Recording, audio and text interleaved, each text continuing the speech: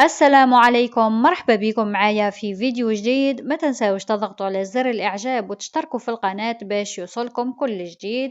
قولوا لي بصراحة، شحال من مرة دخلتوا محل ولا شفتوا في دار أواني تلمع بالذهبي وقلتوا وش من شكل وش من فخامة وكيفاش تعطي قيمة للطابلة؟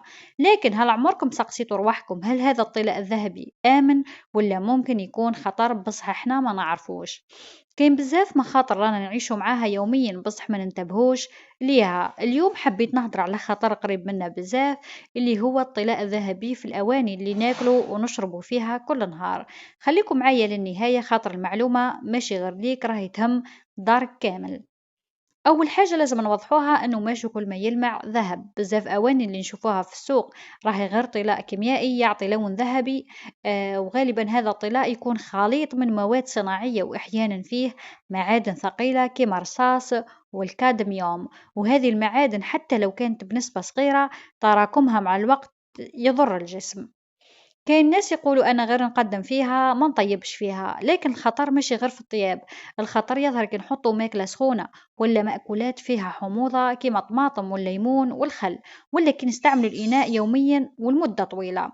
مع الوقت هذا الطلاء راهو يبدأ يتفاعل ومواد صغيرة تقدر تخرج للماكلة وانت تاكلها بلا ما تحس.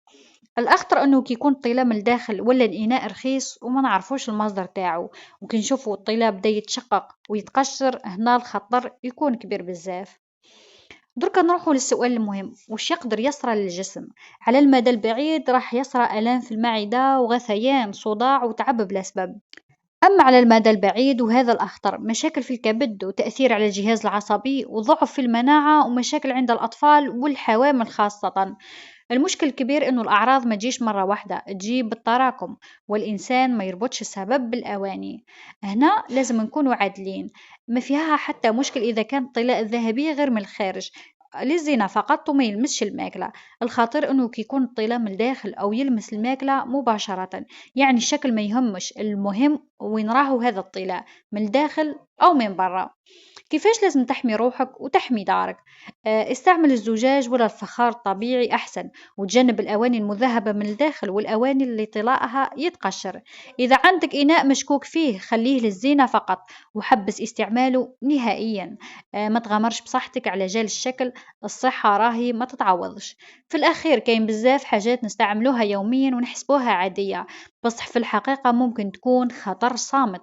الأواني المذهبة تعطي صح شكل مليح، لكن الوعي يعطينا صحة ملاحة.